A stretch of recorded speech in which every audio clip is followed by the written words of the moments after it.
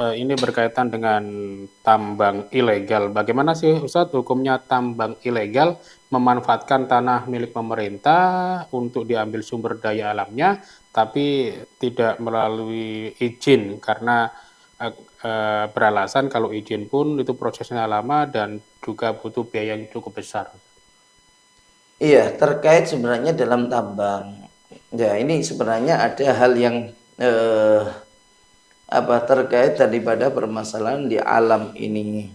Apakah alam penggunaan alam yang tidak masih dikatakan tidak bertuan, dalam artian kalau di kitab itu jadi dikatakan dengan mawat, ya, itu yang tidak bertuan dalam artian tidak ada pemiliknya. Dan kita tahu kalau di Indonesia ini kan langsung mendasarkan dengan undang-undang pasal 33 kan, bumi, air dan udara ini semuanya dikuasai oleh negara kan itu. Nah, terkait sebenarnya kalau urusan dan secara hukum fikih itu bagaimana? Sebenarnya untuk penggunaan mawat itu adalah menjadi hak dari setiap orang Islam dengan tanpa ada ketentuan sebenarnya harus mendapatkan izin daripada imam atau tidak. Sebenarnya demikian, tapi ada pembatasan. Nah, termasuk dalam urusan makdin tambang. Nah, tambang ini bagaimana?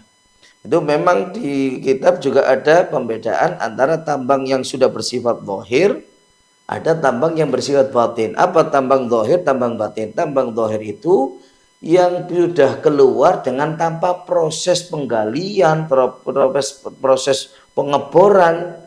Nih, terkadang kan kayak seperti misal tambang emas yang tanpa proses penggalian, tanpa proses pengeboran, tapi langsung misalkan di sungai atau yang lainnya. Jadi bagaimana?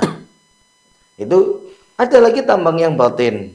Tambang batin itu adalah ma'din yang al-batin, itu perlu proses pengeboran, perlu proses penggalian, baru bisa didapatkan.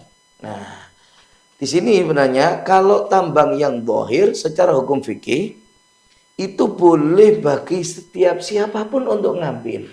Bahkan kalau perlu nggak perlu dengan mendapatkan izin daripada imam. Tapi, nah ini tapi terbatas hanya untuk kebutuhan, bukan untuk sebagai penguasaan secara swasta. Itu nggak ada.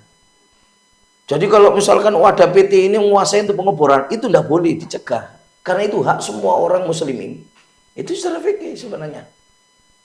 Jadi ini kemudian wilayah ini setelah dapat izin dari pemerintah, nggak ada hak sebenarnya walaupun pemerintah ngasih izin. Kalau secara hukum kalau itu ma'dinul zahir itu hak semua orang.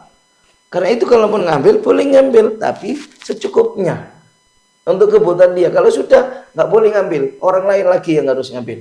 Gantian terus begitu supaya bisa menikmati dan bisa merasakan semuanya dari kekayaan alam ini.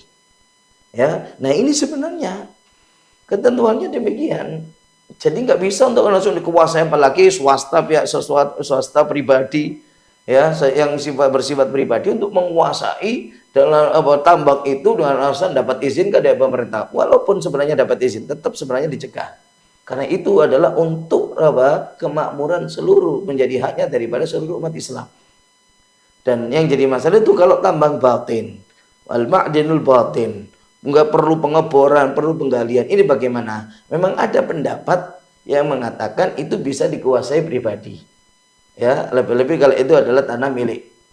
Nah, tapi pendapat daripada banyakan ulama justru mengatakan nggak ada beda antara tambang yang zahir yang sudah keluar ke permukaan dengan yang perlu pengeboran nilainya, itu nggak ada beda. Kalau dalam artian kalau bukan dari tanah milik, maka bagaimana? Itu menjadi hak daripada semua. Sehingga walaupun dia kan yang mengeluarkan biaya ngebor, iya, tapi nggak bisa dikuasai secara pribadi demikian. Itu sebenarnya demikian. Ya kalau di dalam aturan daripada fikih ya daripada syariat kita semacam itu.